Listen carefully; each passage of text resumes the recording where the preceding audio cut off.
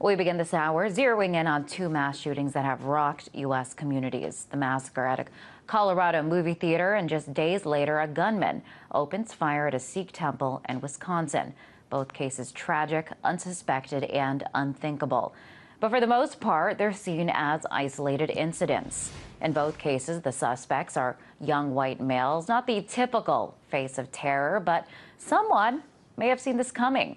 Former DHS analyst Daryl Johnson wrote a report titled Right-Wing Extremism, Current Economic and Political Climate Fueling Resurgence and Radicalization and Recruitment. Many of the right criticize it as politically motivated fear-mongering. Right-wing extremists here in the U.S. This is a funny story. What is this? No, this is left-wing. I'd like to tell it. Oh my God, they're nuts. Does that mean they're going to be sending spies to these tea parties? There are no Timothy McVeighs out there right now. If they're going to issue these reports for this made-up threat. Conservatives as posing a bigger threat to this country than al-Qaeda terrorists. Naming veterans groups as possible extremist groups. Targeting veterans.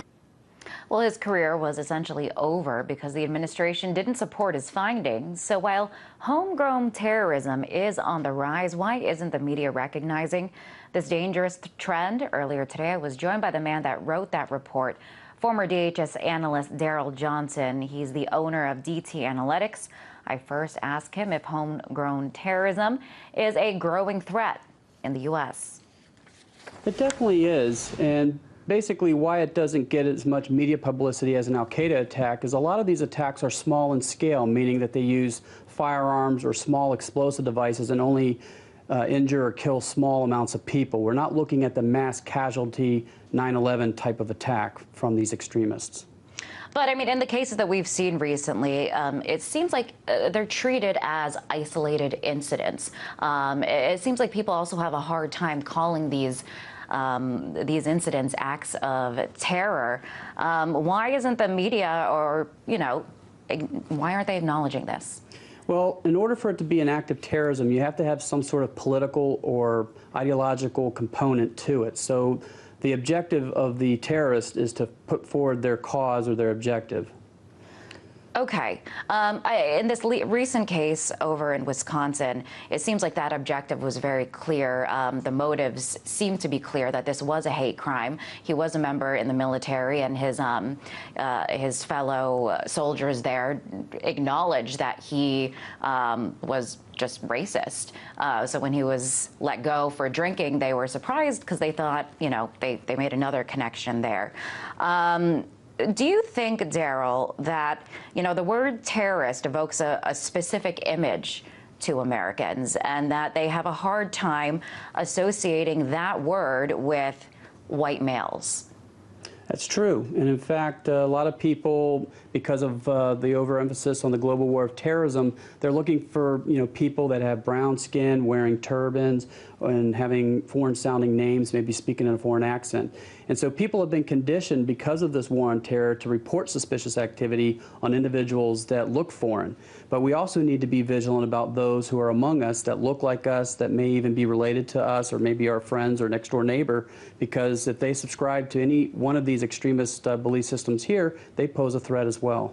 And this is exactly what you brought attention to in your DHS report. I wanted to read a clip from that report. If we could bring it up there. It states, quote, threats from white supremacist and violent anti-government groups during 2009 have been largely rhetorical and have not indicated plans to carry out violent acts. Nevertheless, the consequences of a prolonged economic downturn, including real estate foreclosures, unemployment, and an inability to obtain credit, could create a fertile recruiting environment for right-wing extremists and even result in confrontations between such groups and government authorities similar to those in the past.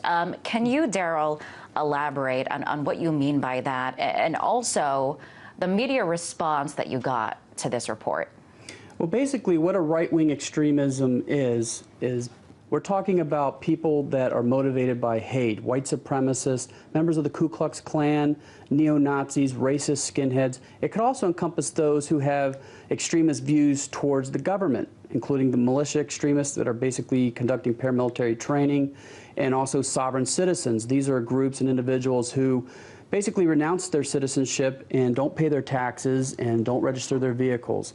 And so that's what we meant by right-wing extremism in that report. And why do you see these forms of extremism as expanding in the U.S.?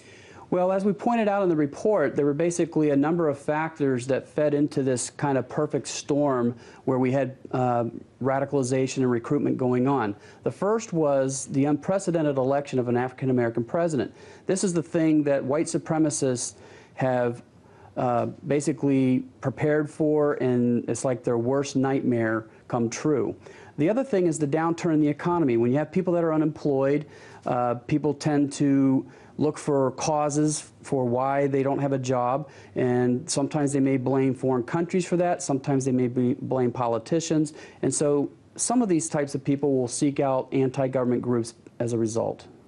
With this most recent incident over in Aurora, the suspect, Wade Michael Page, in Wisconsin, do you think that this could be the tipping point, or at what point will people realize that, hey, this is a legitimate concern, this is a legitimate threat? Well, the one thing I want to point out between the Aurora incident in Colorado and the one that happened at the Sikh temple in Wisconsin is the shooters had two different motivations behind their attacks. And I'd like to kind of address that for a second. At the Sikh temple, we had an individual that was a member of a white supremacist movement and had an ideology that basically fed a fear of Muslims. And I do believe, you know, in my professional opinion, that this individual mistook the Sikh temple as a gathering place for Muslims. In the Colorado case, it was more of a person that was mentally ill, who had no ideology to further them towards violence and didn't really have a political objective behind their attack. So it's important to differentiate between those two. Right. I'm glad that you brought attention to that important distinction there.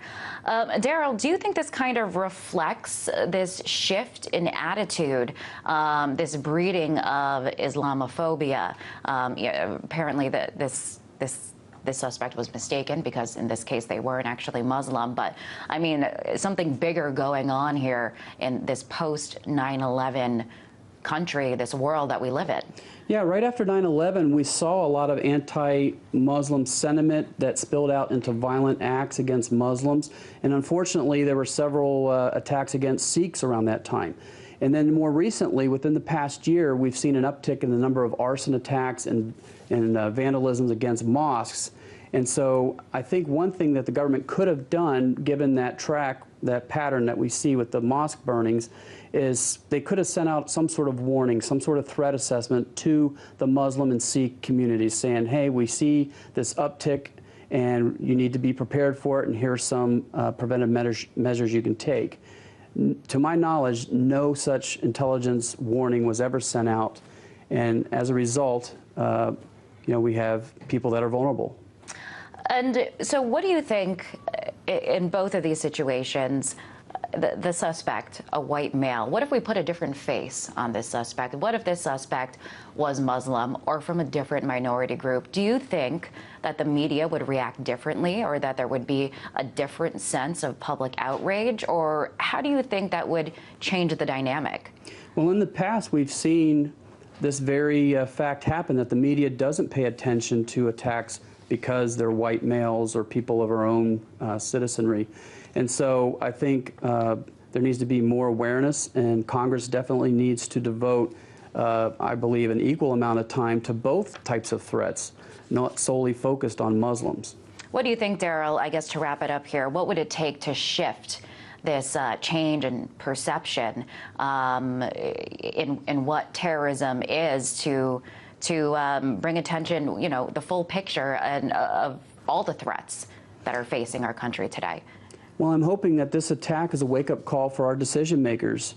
And if they don't take action now, unfortunately, there may be an attack that has even more deadly consequence, or another type of attack that kills people in their, church. Right. Daryl, really appreciate you coming on the show. Thank you so much. That was a former DHS analyst, Daryl Johnson.